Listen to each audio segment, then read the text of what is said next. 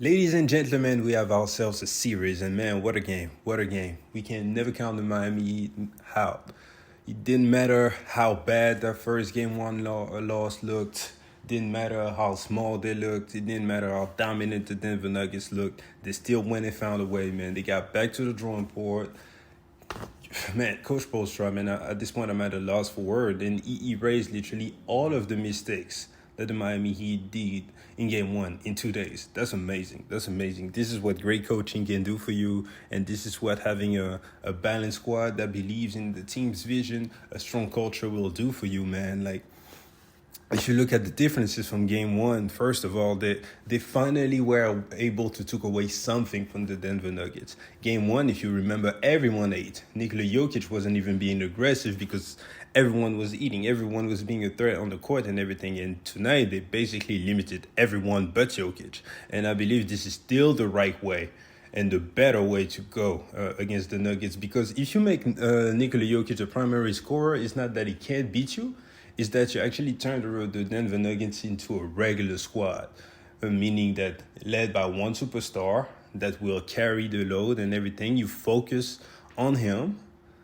and then you can kind of limit the role players. But when the Nuggets actually get to cooking and everyone be firing on all cylinders, then it's just too much for your defense, especially when you're giving up size. And tonight, Nikola Jokic was great again, man. 41 points on 28 shots, 57 from the floor, 40% from three, 7 of 8 from the line. But first of all, he had 5 turnovers, and it was minus 11. And the minus 11 was because the starting five just didn't came along with him. MPJ, 5 points. Aaron Gordon was so dominant in game one. He had 12 points. In game one, he had 12 points in the first quarter. And he still was effective, 5 of 7. But this is where you give Coach Paul credit, man. The defensive scheme just made so that he just couldn't just abuse people with his size this time. And he only got 7 shots up. He made 5 of them, but only 7 shots up for 12 points. KCP, 6 points, is going to be up and down. And Jamal Murray, it's a big difference when he has 18 in the first half and 18 in the whole game, man. The bench was actually the reason the Nuggets got up to such a lead. I believe at this point, at some point, it was a 15-point lead because the bench was pretty much plus for everyone. Bruce Brown plus 14, Jeff Green plus 12, and Brown plus 8, But on the Heat side, like Max Strus and Duncan Robinson, who've been so abysmal in game one, they showed up tonight. Max Strus off the gate, coming off that 0 for 10 from 3, NBA record of all time, I believe, in the finals. 3 straight threes in the first quarter, ended up with 14 points. Way to contribute, way to bounce back. Duncan Robinson barely played, but in the fourth quarter, when the lead was down by himself, 10-0 run, Duncan Robinson's threes, taking it to the rack, 3 again, taking it to the rack again. Make Coach McMillan call 2 timeouts in a row because it was so great in the fourth quarter. So yes, shout out to Duncan Robinson. Bam Adebayo picking up right where he left off. I believe the game plan for the Nuggets is kind of to be like, okay, make Bam Adebayo be aggressive. He's not going to beat us 4 times. And I kind of feel him on that. But yeah, Bam Adebayo is doing his part, man. He's taking whatever the game is giving him, 8 of 14 for 21 points. And he's also able to do a little bit of playmaking for the top of the key for some cutters. And this is great when you have that dimension to your game.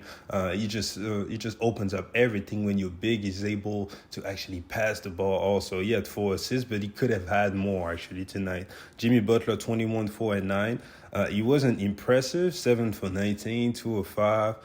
But the team, especially with the 9 assists, kept them in the game and allowed him to kind of slide under the radar with those 21 points. But he will have to be better moving forward if the Heat are actually going to do this. And Gabe Vincent, man, once again, the hero tonight with 23 points, leading the team in scoring, 8 of 12, where he was 4-6 from 3. Shout out to Gabe Vincent, man. And from the Miami Heat, they shot 49% from 3 tonight, and that made a difference. 18 of 20 from the free throw line. Way to bounce back, way to be aggressive, because that two free throws in the first game was just unacceptable. That just wasn't going to do it. On the other hand, they were able to keep the Nuggets under 40% from 3. They shot 39%, which is pretty good, but they only made 11 though. and they forced 13 turnovers on the road, which was big. So shout out to the Miami Heat, man. A complete team win, a complete team effort. Coming back from down 15 is huge, especially on the road. If you think about the fact that the Denver Nuggets were actually undefeated at home until then, and we finally have ourselves a series. Now, you can't overreact and take the Heat now, although they have home court advantage. I still like the Nuggets in 6, but at least the series is going to go the long run.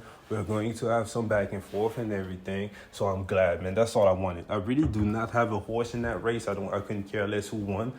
Both teams would be a great winner, a great representant for the NBA. But I just want the series to be competitive, and this is what we're getting right now. So shout out to Coach Poe once again, man, because that is elite coaching, what he's doing with this squad. The talent discrepancy, if you compare both teams, is actually quite big, but he's still making it work, man. Playing basketball the right way, coaching the right way. So shout out to Coach Poe, shout out to the Miami Heat for never stop to believe. And hey, I'm still not picking them, but they might do it. Who knows, man? So I can't wait for Game 3. So it's been your boy. Appreciate you guys for checking me out. Get in the comment section. Give me your thoughts about the game, the keys about the game, why the Denver Nuggets lost, why the Miami Heat were able to win. And I'll catch you guys later. Peace.